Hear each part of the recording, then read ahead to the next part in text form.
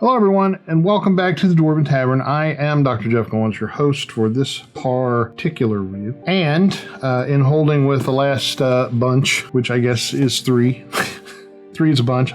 Sure, why not? I am going to be reviewing another Mongoose Traveler product for you. It is the Great Rift boxed set, which goes for $69.99. However, it can be found for less, I'm sure. Just look around for it. I'm sure you can get it cheaper elsewhere, even though I didn't specifically say where. It can be found online and so forth. I would suggest getting it straight from Mongoose because then you can get a whole bunch of other stuff too. Mongoose is consistently put out a large number of really good things, even though I measure everything on its own merit. In this set is Book 1, The Great Rift, A Traveler's Guide to the Great Rift, How to Traverse It, and Explorations of Corridor Sector and the Rift Span Reaches. Book 2, Touchstone and Afawahisa, or Fnurfnur. Continue exploring deeper into the Great Rift with Afawahisa and Touchstone sectors. Book 3, Reft, the worlds and peoples of the most populated sector of the Great Rift.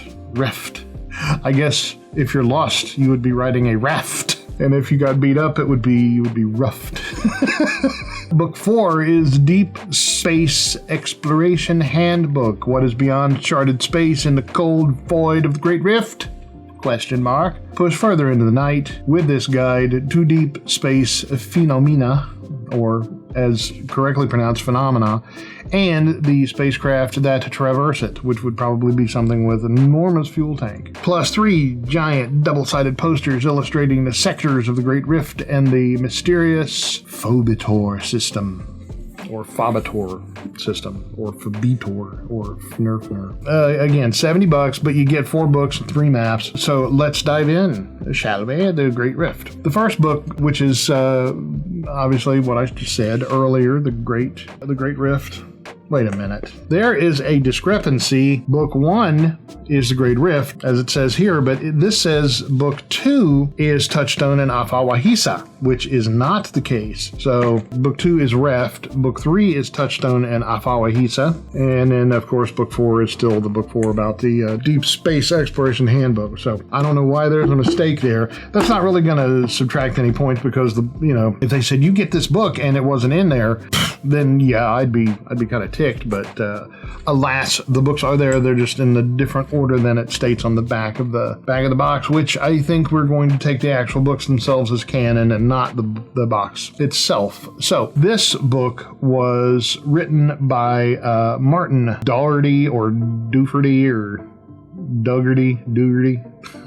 God, I don't know. I don't know why these authors have to have these names like Goins, And Matthew Sprange is the editor. I'll have to ask Martin how he pronounces his name, because I do like to get names correct, and I often don't know how they are. So in this book, I'm assuming, or I would assume, I did assume, I've seen it before, that it is replete with maps and tables with the appropriate sectors and subsectors. It has all of the appropriate sector maps in the most famous Traveler style, which is the hex graph. And then they have the ASCII code, the planetary identification code for each one, which part of the thing that I love so much about Traveler is, and this goes beyond just version 2, but it goes all the way back to the beginning in the first books, is if you see a hex code for a player, like an NPC or a player character, or you see the hex code for a vehicle or a planet or anything else that has a hex code, it always means the same thing. They've not changed that,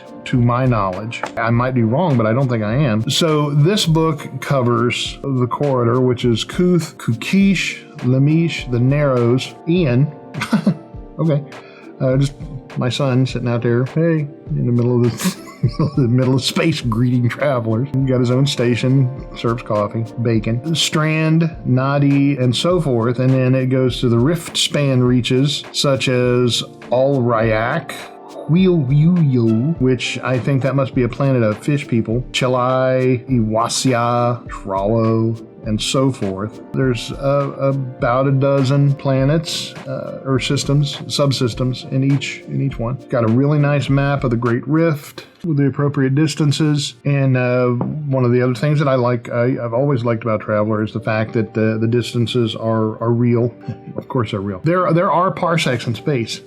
For real. The distances are accurate and realistic for a science fiction game. And as I've said before, the only thing that I dislike about Starfinder, they're the biggest thing. There's a few things that are irritating, but house rules and stuff like that just that makes your irritations go away. It's like house rules are like Oragel for your irritated spots. So the irritation of not giving accurate distances or making it more romanticizing space instead of scienceizing it, scientify it, that rubs me wrong. There are ships that are this actually has ships like the Dreadnought Monitor, which is an enormous ship. It is somewhere around the arena of 250,000 tons of ship. It's got bonded super dense armor and so forth, fuel scoops of course. Then it's got a spinal railgun, large fusion gun, medium missile bays, 48 to be exact. Triple turrets times 400. It's a big boat. So that is one of the ships. So everything, it's almost like a prefab module in that it has creatures and things that are native to that particular area, which is exactly why you would expect to get a book like this. And again, the illustrations are fantastic, and it covers a large number of worlds. Like I said, it's about 24 in all. I could count them if I were a nice guy. 14, 15, 16, 17 in the corridor. That's the corridor in the Great Rift. 16, 17, 18 in rift span reaches. So it is a great rift between major star systems, but it is far from devoid of life. It has some creatures, some indigenous folk, which, indigenous to an entire subsector is kind of, that's kind of wrong. It's kind of, because, we're indigenous folk in the Sol system and the Sol subsector. So I guess that's kind of a misnomer. The Ascandi castes, a hunter, a finder, a hearthkeeper, they're just like natives, they look primitive and so forth, and it just gives a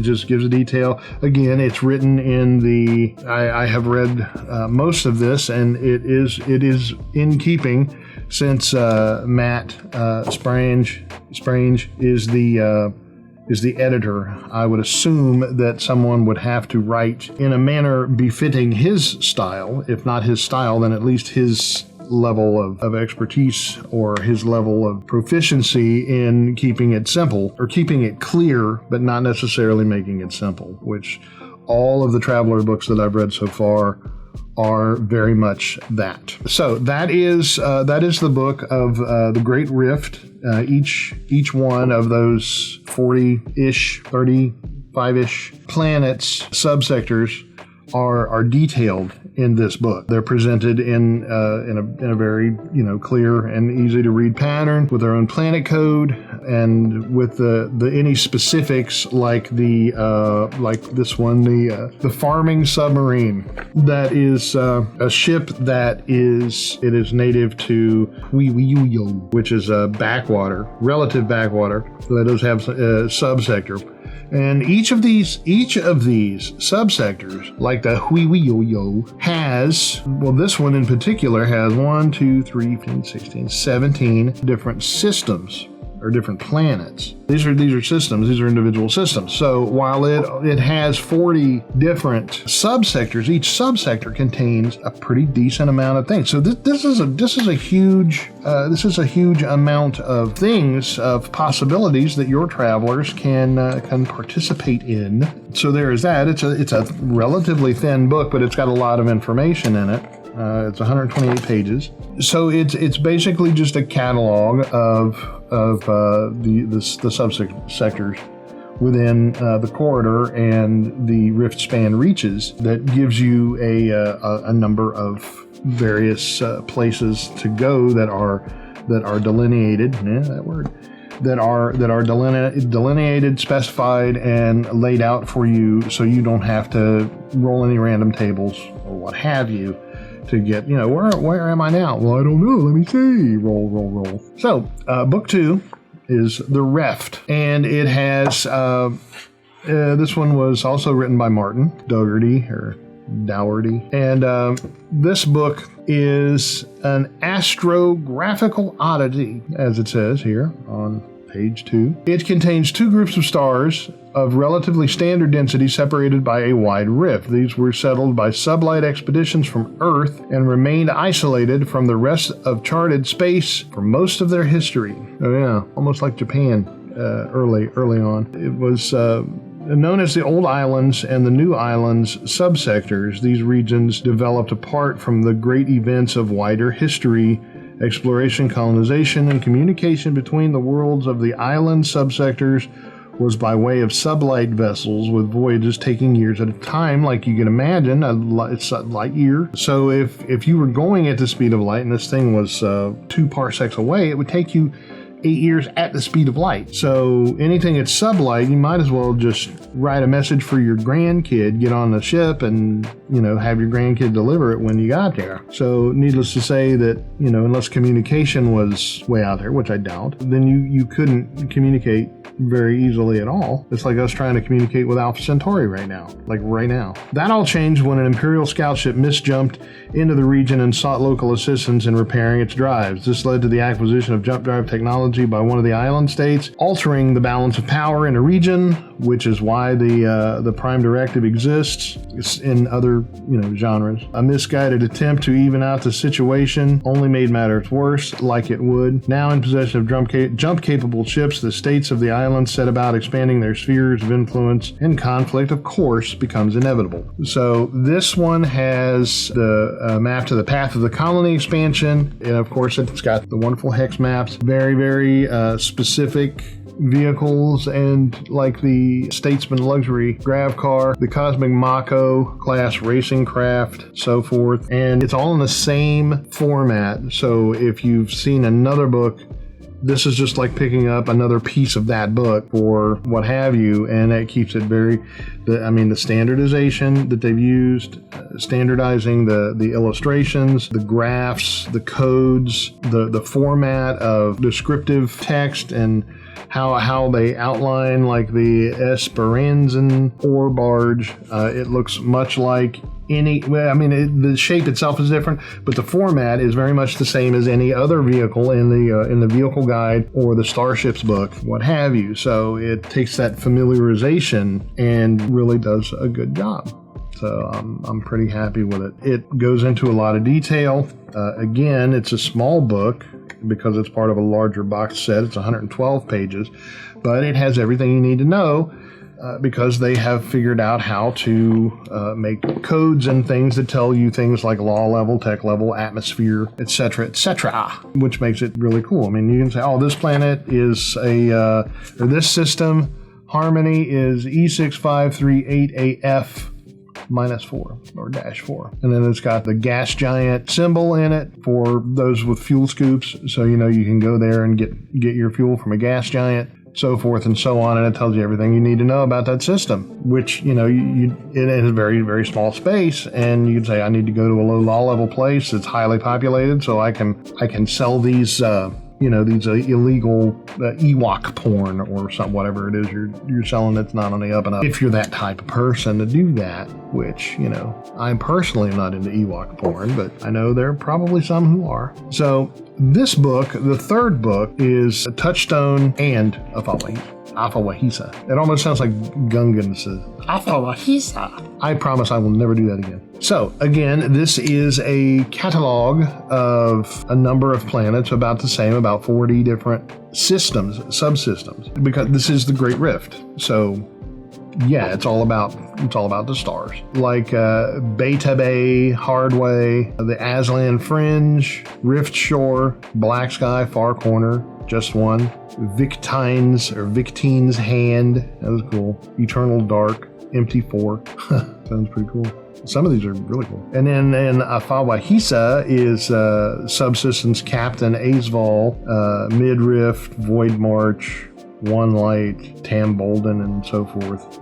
Good names. Anytime you can name something that makes you curious about what it is, when just from seeing the name, is a good thing. It goes on again with the same details, like the reptiloids, as you can see, on certain planets. The reptiloids encountered by visitors to Q464X vary in size from 80 to 160 centimeters in length, including the tail. Body form is generally thecodontic, resembling a short-nosed, broad-bodied crocodile with extremely powerful limbs. So, something you probably don't want to bite you. The outer surfaces of the limbs are covered in small, sharp, hook-shaped scales to assist in dragging a creature through half-frozen water, while the head is heavily armored to keep it from obviously being beaten to death by whatever thrashing creature it has in its jaws.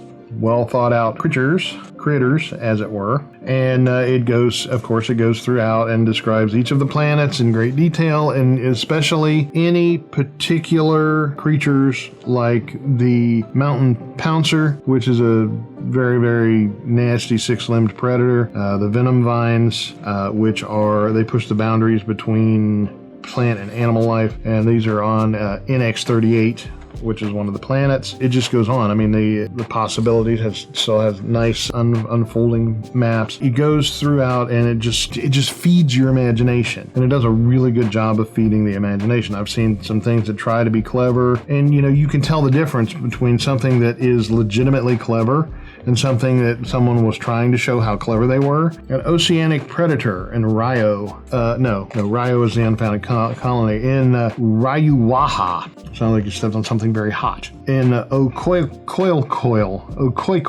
The Okoikoil is a huge oceanic predator resembling a 3-headed plesiosaur, a dinosaur. Only one of the heads is actually that. The other two are massively elongated flippers used to grab prey or components of a ship. They are quite capable of pulling a boat or small ship directly underwater because they're so freaking huge. There's that, and so forth. And one might argue that there's not but a few creatures in these books. I mean, it's not a monster manual by any stretch of the imagination, but what it does, and I think I understand this for brevity's sake, so to keep costs down, or for whatever reason, I understand why you would want to keep this down, because you don't want to have to charge $150 for a box set, because $70 is a pretty good price as it is. I would recommend buying this just to have it in your collection. But the point is, with this with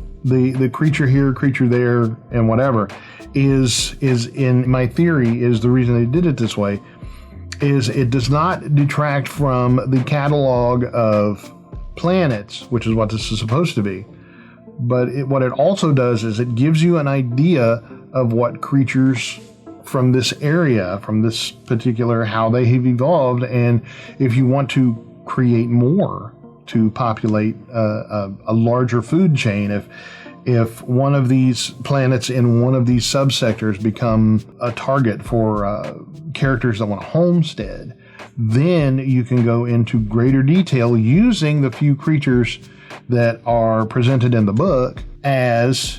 I start talking about homesteaders, and I start talking like, hey, in the book, after you bush hog the ground. So after you have, the characters have settled in an area, or they're going to spend a protracted length of time in said area, then the referee can take the creatures that are presented and use them as a set of guidelines for future sessions. And, it's just like the vine thing. Personally, I wouldn't want to settle in a place that had, vines that hunted you. But, that's just me. So if, you take the vine thing and you say, well, that could lead to all kinds of predator, prey, food chain sort of flora on a planet, in addition to the food chain of the fauna and how they interact, and it creates a larger ecosystem, and you could do that with just those two examples.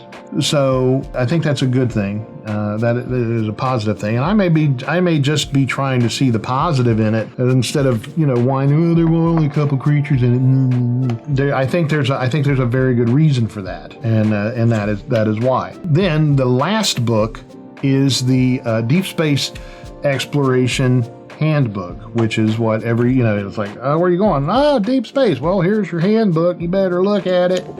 I don't know why the guy is talking like that. It's the guy that hands out the pamphlets. Always talks like that. You want a pamphlet?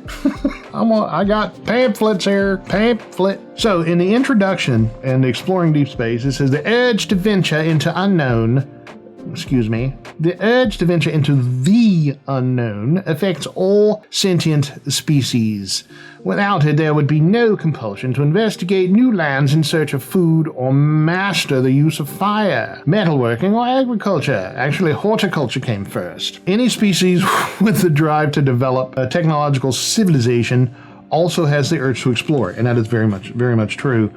There are very few sentient species that don't want to know what's out there. And I know that human beings are the only examples that we have, even though dolphins and elephants and cats, I think, are also considered sentient. The exploration of deep space is necessary for any civilization to spread throughout the stars, which I know is the case. Most exploration takes a conventional form, identification of star systems from a distance using remote sensors, followed by a cursory survey, but sometimes you just gotta go. You had to be there, right? So this book details the processes of traveling into deep space: the identification of a target, distance reconnaissance, preliminary survey, detailed survey, focused expedition. That is the order in which you do so safely. You don't land. I don't know if anybody saw that the last Alien movie where they just got out and took their freaking helmets off. That annoyed me so bad. Oh my God. Yeah, let's go to this alien world with all kinds of bacteria that developed. That was the worst, the most amateurish, ridiculous thing I've ever seen. Anyway, theoretical work, distant sensor operations, preliminary surveys, detailed surveys, it all goes into the focused expedition. It does not add to the target survey index, etc. And then the survey index indicates how much is known about the target of exploration. So the survey index, as indicated in the index, it says the survey index value, no data acquired is from 0 to 12 plus. Presence of stars, if any, and that's an area. It's like a subsector. Presence of other major phenomenon, such as black holes. Phenomena, not phenomenon. Phenomenon is singular. Number 2 is presence of stars in general type, presence and type of stars, presence of brown dwarf-sized bodies, then the presence of gas giant size or larger bodies, then type 6 is the presence of stars, terrestrial rocky planets, and larger bodies, planetoid belts, and that's whether or not they are there, or whether they are there. 7, as is 6, plus general planetary conditions such as atmosphere and surface water, if any, which they just discovered water on the moon, encased in glass, I think. That's what I read, which would be indicative of pretty violent explosion or collision of some sort. Maybe perhaps a comet that hit and vaporized the frick out of everything around where it hit. Maybe, I don't know. 8 is as 7 plus reasonably accurate estimate of first 3 planetary profile digits, hydrographics, and atmosphere. And 9 as 8 plus correct first 3 planetary profile digits, reasonable estimate of population and tech level, if any. Estimating a tech level as 0 and a population as none is an estimation of population and tech level. 10 is the first full planetary profile data. 11 is detection of rogue planetary bodies. And then 12 plus is the detection of rogue cometary bodies. So each one gets more detailed and descriptive of what's in that system, just based on how much you survey that area.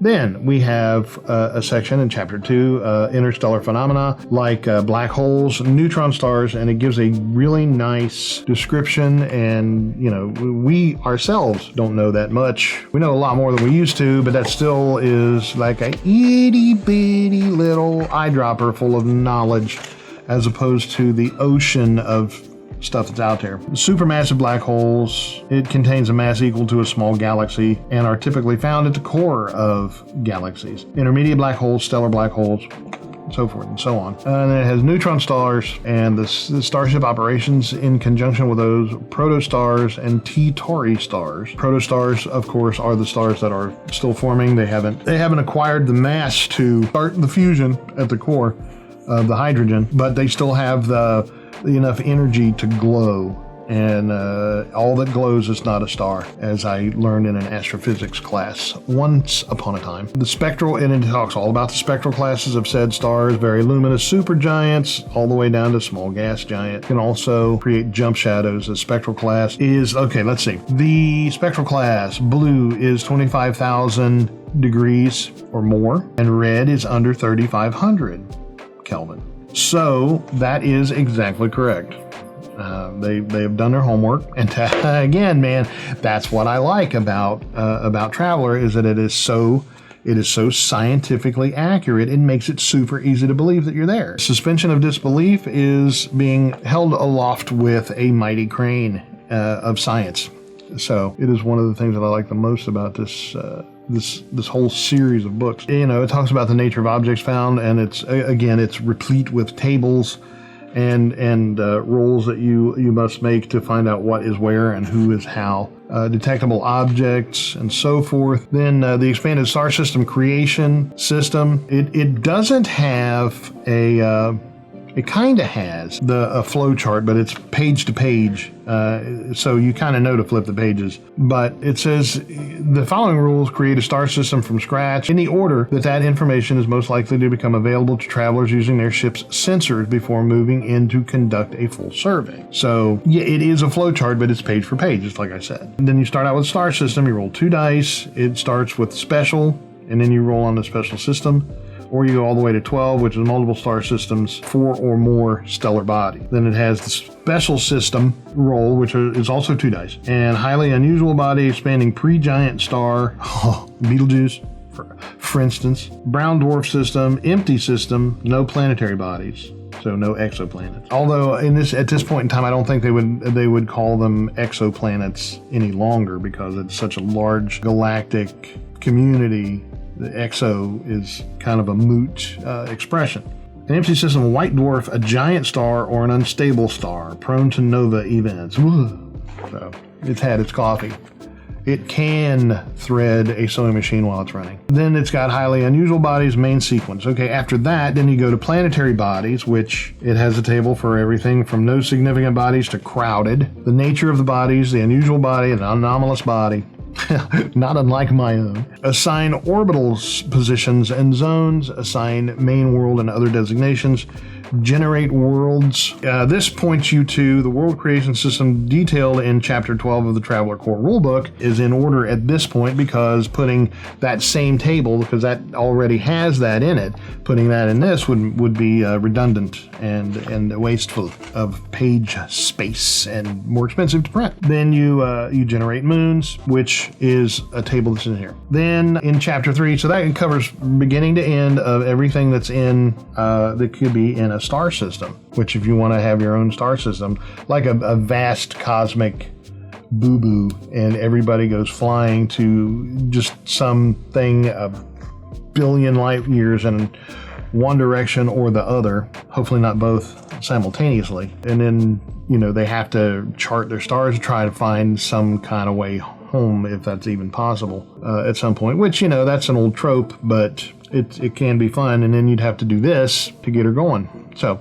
then in Chapter 5, it delineates the High Guard, deep space exploration, the base module, the chart room, the fuel cargo containers, gravitational analysis suite, the gravitational shield, the Marcel crew device. It was made by a Frenchman, apparently. Hostile environment operations package, the hostile environment operations support suite, so forth and so on. So this is all new entries in the spacecraft options chapter in High Guard, giving naval architects giving naval.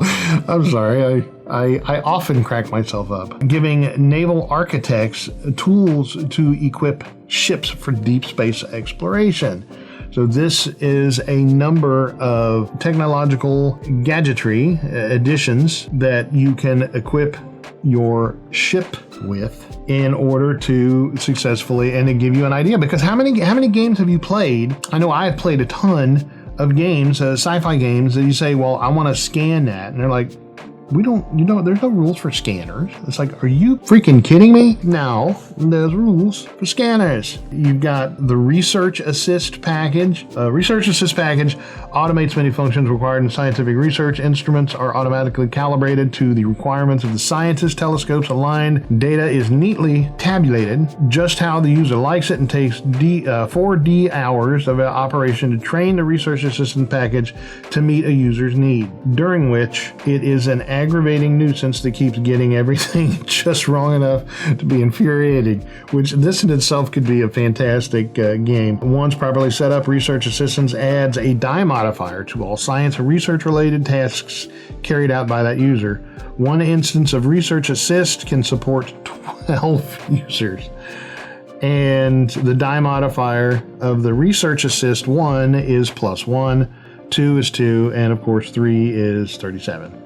No, I'm kidding. It's 3 also, and it costs 2, 3, and 5 million credits each. So there you go. The lowest tech level is 9, the highest is 13, and there you go. So that could be its own thing, a scenario based around getting your research assistant to where you don't want to get it. Then in the back, of course, it has a number of things, like a number of ships, like the hostile environment vessel, the long-range scout massage boat. No, it's message boat, etc., etc. And it's just a few. I mean, most starships are designed to do space things. If they weren't, they wouldn't be starships now, would they? However, they have created a number of nice little boats that are specialized for exploration. So the Great Rift includes these maps. I'm not going to unfold them because you have all seen me with the folding thing. I don't fold clothes either, even though I do laundry. I don't fold clothes. I hang them up. Each of these maps is a map of, this is the Reft sectors and subsectors. So this would be a fantastic map to spread out on your table. I have a sheet of glass on the top of my desk. So I would fold this out. I would put my glass on it and keep track of where people were. And that would be so freaking cool. It is freaking cool because I've done it before, and it is, and there's no reason for it to suddenly stop being freaking cool. Then this one is a map of the touchstone sectors and subsectors. And then this one, of course, is most likely a map of the corridor and Afiwahisa. I don't know why I say it like that. I guess because I like to give props to the... No, this is the rift span sectors and subsectors. So I like to give props to the supposed culture that came up with the language in homage to them. Some people would say I'm mocking, but I don't mock unless I do. And also, the coolest thing when I opened the starter set, it had this wonderful little ribbon attached to the box, right, to allow you to retrieve your bookery without having to pick it up and dump it, or to scrape at the pages, which causes those little things. And you know, if you're anything like me, you treasure your books and you don't want to do anything that will damage them over time, because all books erode a bit and they pick up the scars of usage. And this one just helps you stave off those scars. And this is the Traveler Great Rift, goes for $69.99, and in my humble but well-learned opinion, it is very well worth it, because, you know, if you don't have time to look up, you know, to create things or whatever, you just get this and you're good to go. You're ready to start. Plus, it also inspires people for that moment where they want to make something but don't know how to begin. You just look in here and you see what they've done and you go, oh, well, you know, I could do something like that, and you do it too. And you're also a genius. So become a genius and get this, because I give it officially 5 axes, and it's just right there for you. And there it is. So again, Traveler, the Great Rift boxed set, the last great unknown in charted space, from Mongoose Publishing. So go check them out. They're really cool guys. I like them all. I haven't met them all, but I like all of the ones that I've met, so they're good guys. So with that in mind, I would like to say that I am Dr. Jeff Goins, and on behalf of the entire cast and crew of the Dwarven Tavern, we wish for you to want for nothing but adventure. And at first I feared it, then I charged into the unknown. Thanks for watching. We'll see you next time.